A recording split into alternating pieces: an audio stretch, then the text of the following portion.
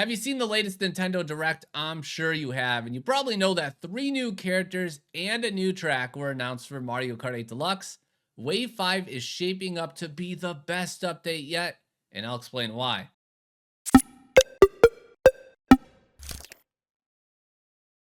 I'm at the Mario Kart 8 Deluxe character selection screen, and for the past couple months, there's been these 5 question marks, basically telling you that 5 additional characters are going to be coming to the game by the end of the year, by when Wave 6 launches. The mystery of 3 of those characters that will be filling those question marks was revealed today by Nintendo. Petey Piranha, Wiggler, and Kamek will be playable when Wave 5 launches this summer. And I have to say that Mario Kart fans should be rejoicing about these characters for a few reasons. First off, a few months ago, I asked the community, what characters would you like to see in Mario Kart 8 Deluxe? And Petey and Kamek were frequently commented, and Wiggler was mentioned a few times too, to my surprise. So I think it's safe to say that people wanted to see a collection of these characters. So really good job, Nintendo. I don't know if you were reading comments, listening, or you just were like, we're gonna add them, we don't care what people say. Regardless, I think the community as a whole is pretty excited about the direction they went. The second reason, let's just talk Petey for a couple seconds, is crazily enough, he hasn't been in a console Mario Kart game since Double Dash, which released all the way back in 2003 for the GameCube. That's nearly 20 years. One of my biggest complaints about Petey and using him in Double Dash was just his height. It was so hard to see over him. In fact, I would not really use them at all because I like seeing where I'm going on the track. I don't like driving blind. So it's interesting to see. I'm really curious to see what the view will be when using Petey in this game. My hope is he appears to be a bit shorter or has like a different camera angle or something.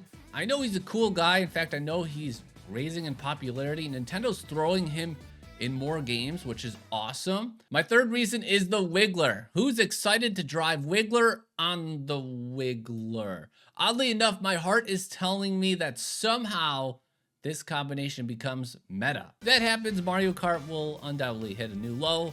But jokes aside, the Wiggler has become just an absolute Mario Kart legend.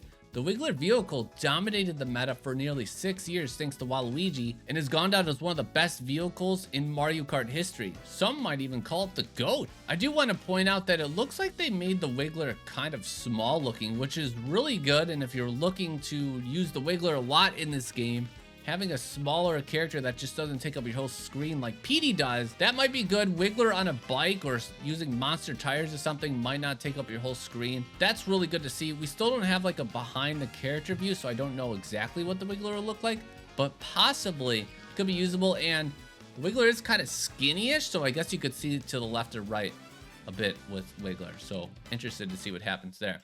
My fourth reason to be excited is Kamek will be playable on a console version of Mario Kart for the first time. I was flooded with comments of people saying that they want this crafty wizard in on the action. The addition of Kamek also signifies that Nintendo is not afraid to add a character exclusive to Mario Kart Tour into Mario Kart 8 Deluxe. That means Pauline, Sergeant Chuck, King Babam, and many more characters are on the table to fill that last 2 character slots. Kamek looks to be a middleweight character, so if the stats don't change when Wave 5 drops, Kamek could sneak his way into the meta. Now let's transition to the other news of the day, a brand new track. I don't think anyone was surprised as Nintendo's been releasing a new track with each of the past couple waves, but what I am surprised is the track is in a freaking bathroom.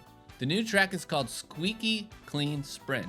There's some nice additions added here like the Mario rubber duck, fan, and alarm clock to provide some nice vibes and I guess make you think you're in a room or bathroom or whatever this is. It's hard for me to tell from the trailer how this track will race or what are some of the significant features of the on-track action, but I have to give Nintendo credit for creating another new track. When the Boosted Course Pass launched, it was promised that returning courses will be brought back, but we've now seen 3 new tracks exclusive to the pass be added: Sky High Sundae, Yoshi's Island, and now Squeaky Clean Sprint.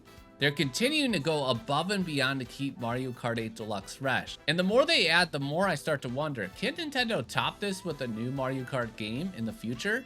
Thankfully, that's not my problem to address or your problem to address, but you have to think that Nintendo is starting to set themselves up with a nearly impossible expectation for the next game. I also want to add that the new track has the word sprint in it, and one of my favorite tracks, Sydney Sprint, has the word sprint in it.